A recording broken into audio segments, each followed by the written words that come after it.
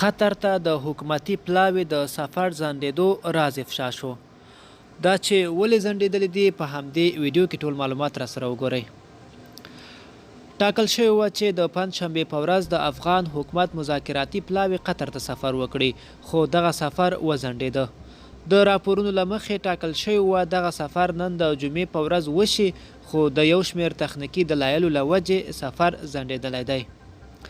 د صهیون د معلوماتو پر اساس د ملګرو ملتونو په تور لیست کې د یو شمېر هغو طالب مشرانو د نومونو شمولیت چې قطر ته سفر کوي او د هغوی اجازې ته په تمه دي.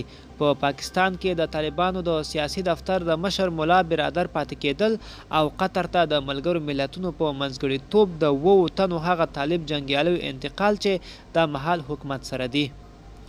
د افغان حکومت د پلاوي د سفر ځنډېدو عوامل ښودل شوي دي. ټاکل شوی وه چې مخامخ مذاکرات د شنبې په ورځ پیل او 15 ورځې دوام وکړي، خو دا پلاوي سفر ځنډېدو دغه نیټه هم وروسته کړې ده.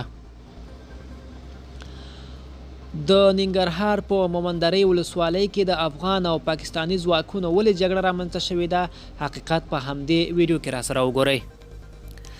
له 1.5 ساعت جګړې وروسته افغان ځواکونو مومندرۍ ولسوالۍ کې د پاکستاني ځواکونو د ټاور جوړولو مخه نیولې ده.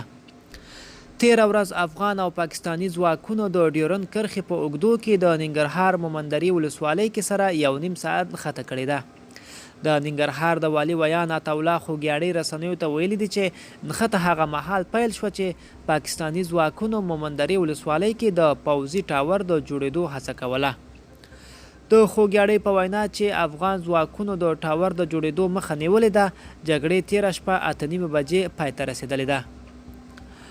نوموړي رسنیو ته ویلي دي د مومندرۍ ولسوالۍ په غوړکي سیمه کې پاکستاني ملیشې غوښتل چې له کرښې دېخوا ټاور جوړ کړي چې زموږ سرحدي ځواکونو ورسره مخالفت کړی دی او هغوی له همدې امله بریدونه پیل کړي دي چې او بیا جګړه رامنځته شوې ده.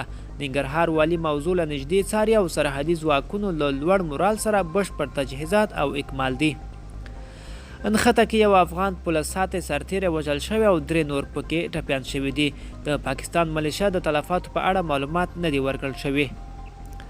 ملګرو، دا به زموږ چمتو شوی راپور د لا ښکلو ویډیوګانو لپاره زموږ چینل در سره سبسکرایب کړئ او تر بلې ویډیو ښه وخت.